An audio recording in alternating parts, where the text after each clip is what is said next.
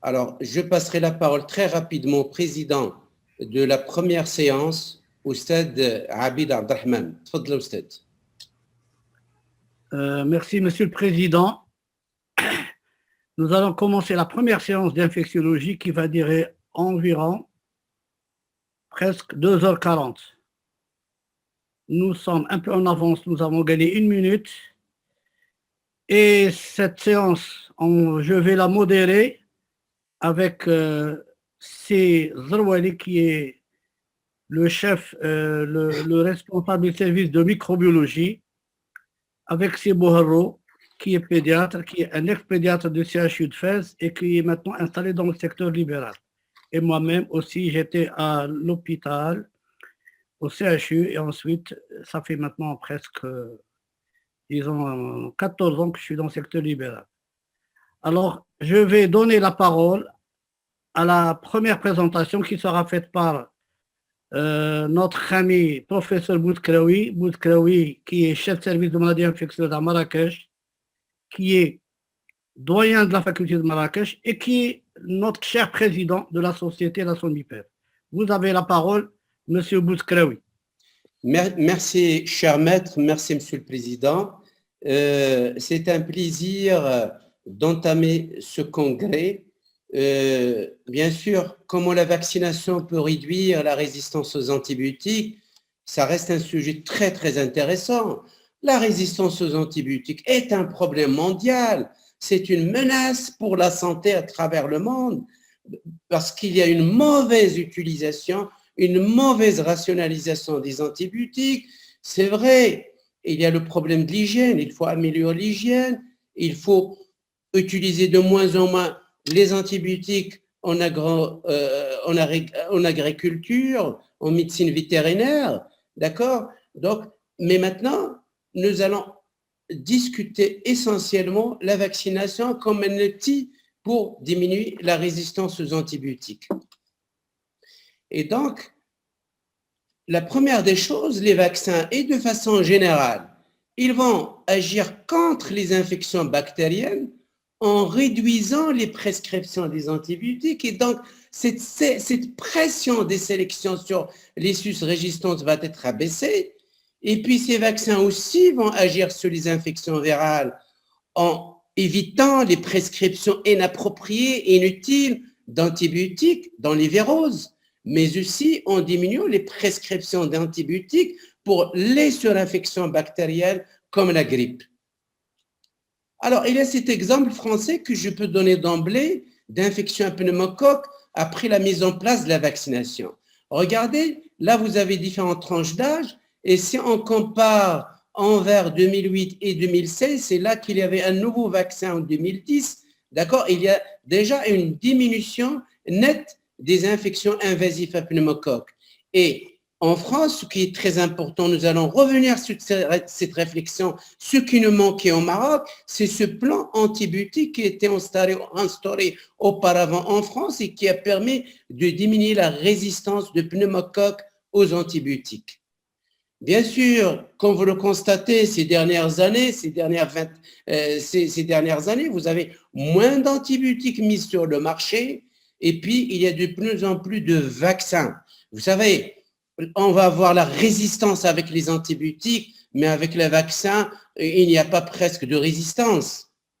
Et puis, d'ailleurs, les antibiotiques, si on revient au mécanisme de résistance, qu'il soit par mutation ou par transfert horizontal de la résistance, si on met de l'antibiothérapie à l'ARSPECT, ça va sélectionner de la résistance, il y aura donc émergence des germes multirésistants. Alors que les vaccins ne vont pas exercer de pression de sélection dans l'environnement. C'est vrai, il peut y avoir des variations antigéniques de virus, etc., mais il n'y aura pas de pression. Et donc, ce n'est pas le même mécanisme. Et en plus, les vaccins, ils peuvent, si on augmente la couverture vaccinale, ils peuvent entraîner ce qu'on appelle l'immunité de groupe qui va diminuer la circulation du virus ou de la bactérie dans l'entourage. Comme vous le savez très bien qu'il y a de plus en plus de germes résistants et malgré que l'humanité a peu fabriqué, innové et les chercheurs ont mis sur le marché de nouveaux antibiotiques, la problématique reste toujours la même. Et si on continue dans cette voie-là, on peut arriver à l'impasse thérapeutique. Bien sûr, encore une fois, vous avez ces dernières années plus de vaccins mis sur le marché que d'antibiotiques, peut-être quelques antibiotiques un petit peu modifiés sur une chaîne carbone ou autre, mais vraiment un nouveau antibiotique, presque ça n'existe pas. Et si on remarque, on voit l'épidémiologie américaine pour les infections virales, c'est vrai qu'on s'intéresse plus à la résistance aux antibiotiques, on oublie la résistance aux virus, d'accord, aux antiviraux, d'accord, des virus. Hein, regardez, avant les vaccins et après les vaccins, bien sûr, si on prend la varicelle, si on peut prendre aussi la grippe, ça permet de diminuer l'utilisation des antibiotiques. Il y a un très bon travail des Canadiens qui ont bien montré l'effet de l'immunisation universelle contre la grippe sur la prescription des antibiotiques. En horizontal, vous avez la vaccination. Et en vertical, vous avez l'utilisation, plutôt les prescriptions. Regardez, c'est très démonstratif. Hein.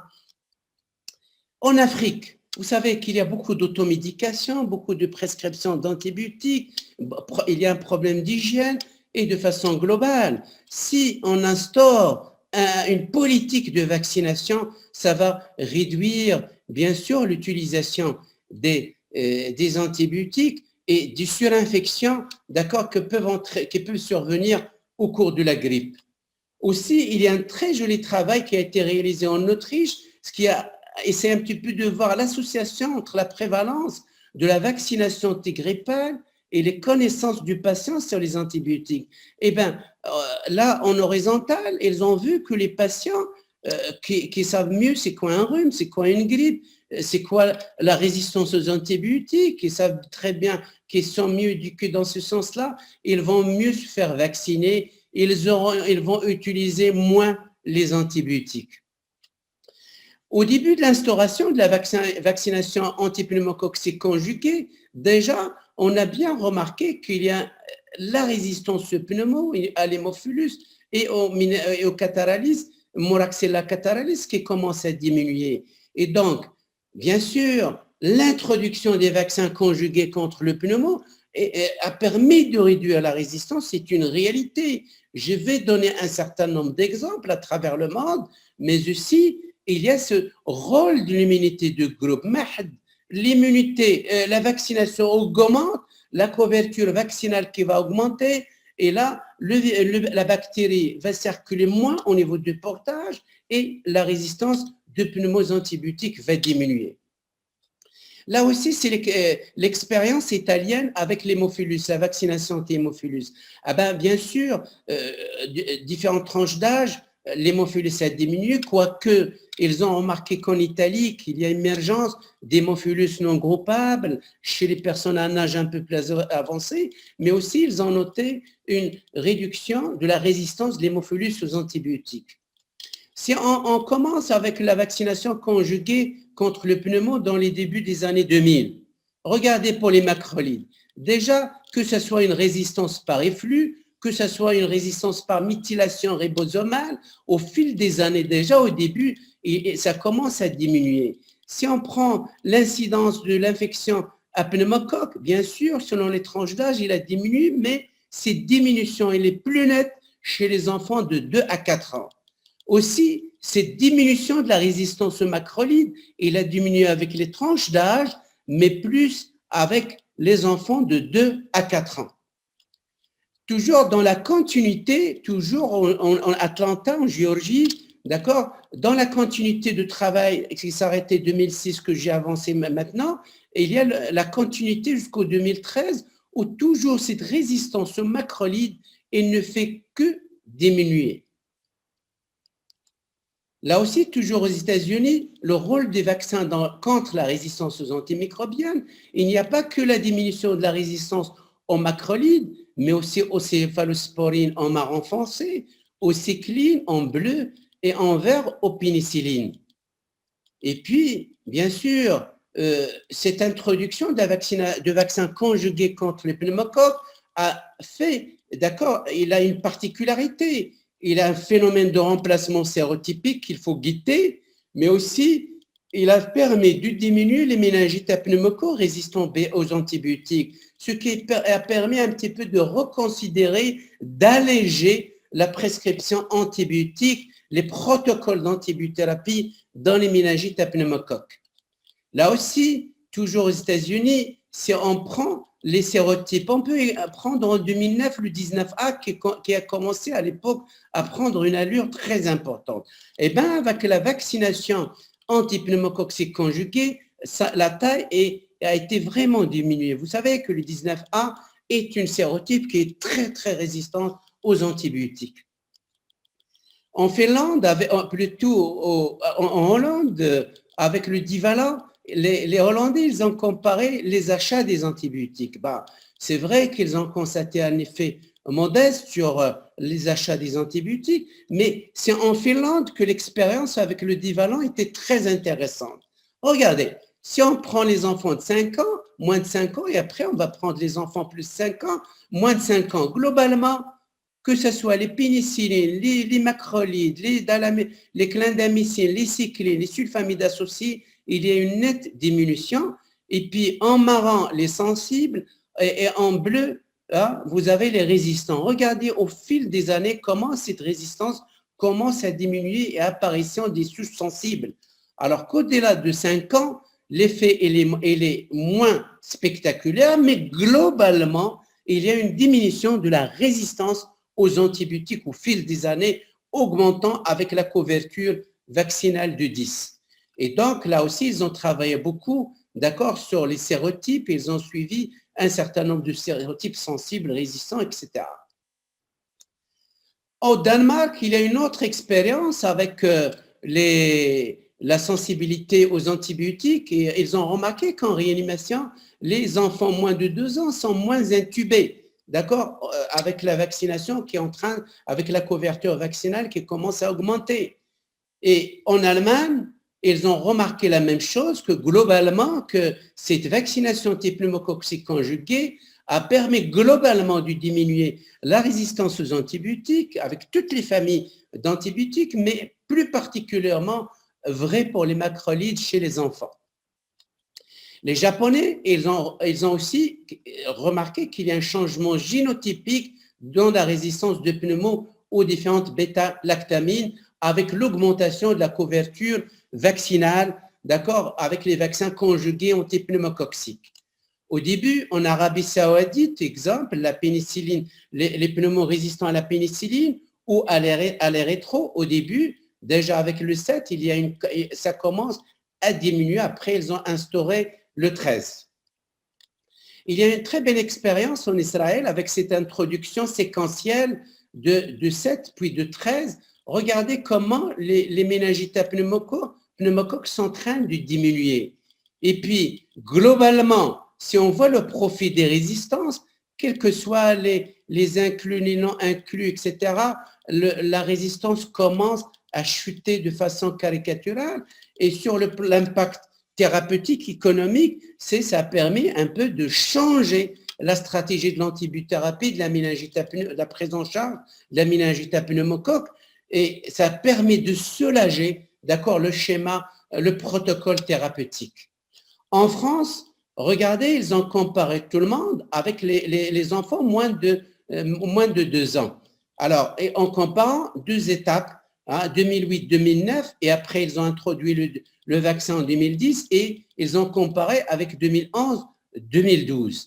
Et donc, chez les tout petits, vraiment, la résistance a vraiment chuté, d'accord, par rapport, regardez, chez les enfants moins de 2 ans par rapport aux plus grands, y compris pour les pénicillines, pour les moins de 2 ans par rapport à l'ensemble, à l'ensemble du groupe. Aussi, pour les macrolides, les moins de 2 ans par rapport à l'ensemble de la population. Et là, vous remarquez un travail qu'a fait notre ami Robert Cohen sur l'étude de la résistance de pneumo et hémophilus dans la flore rhinopharyngée en France chez les enfants qui ont l'otite moyenne aiguë. Et donc, c'est sûr, on a reproduit l'essentiel des résultats qu'on a vus à l'échelle internationale, mais là, ils ont retravaillé les choses et comme vous savez que l'otite moyenne aiguë est une grande source de prescription des antibiotiques. Et là, ils ont pu un petit peu passer des autres antibiotiques à spectre plus large en reconsidérant d'accord les choses et en instaurant le fait que le traitement de premier choix, c'est l'amoxicilline. Vous savez, les enfants sont de plus en plus colonisés de bactéries. On va donner les antibiotiques pour traiter l'OMA. Et là, il y a des sensibles, des résistants. Après, on va faire sélectionner que les résistants, répétition des épisodes de ZMA et il y aura propagation de la résistance.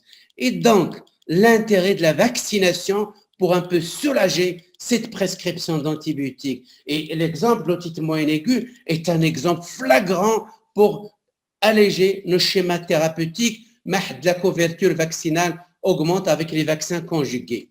Et donc, le respect des guidelines et de la prescription rationnelle est très important. Ça nous permet de diminuer la consommation des antibiotiques, de diminuer la résistance aux antibiotiques, de diminuer la pression de sélection de la résistance et de remplacement sérotypique, d'avoir une longue période de mise à jour d'accord des vaccins et que la vaccination connue pour couvrir les otites moyennes aiguës.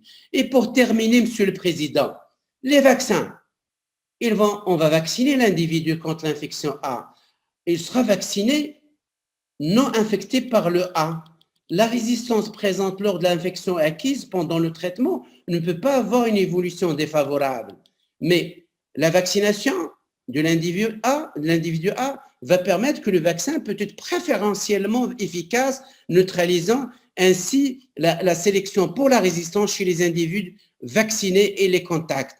Aussi, la vaccination de l'individu A, ça peut avoir un intérêt pour les non-vaccinés, les non-colonisés par A, et ça permet de réduire dans la population A pour échanger des éléments de résistance.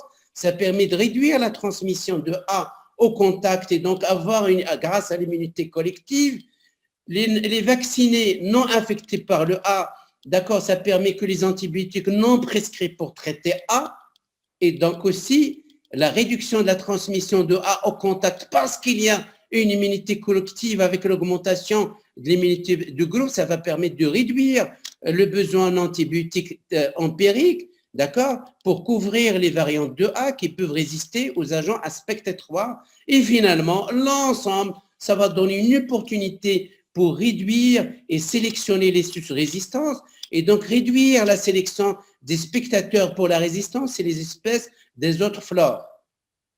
Pour terminer, regardez l'expérience de l'Afrique du Sud. L'instauration d'une vaccination type pneumocoque conjuguée a permis de faire diminuer la pénicilline résistance, les pneumocoques multirésistants, les pneumocoques qui résistent à la ceftriaxone. Mais ça devrait être couplé à une politique antibiotique, d'accord, chez nous, d'accord. Sinon, avec l'automédication, l'effet ne sera pas aussi spectaculaire. Et pour terminer, et pour rester simple, vacciner contre la bactérie, ça permet de diminuer le nombre d'infections, ça permet de diminuer l'utilisation des antibiotiques et donc de diminuer le nombre de germes résistants à ces antibiotiques. Et en conclusion, la vaccination à côté de l'hygiène, à côté de la rationalisation des antibiotiques est un outil de lutte contre la résistance aux antibiotiques. La vaccination, ça devrait aussi être une politique pour l'utilisation des antibiotiques et la prévention des infections à bactéries multirésistantes, ça devrait être aussi un nouvel enjeu, d'accord, pour la vaccinologie. Merci beaucoup.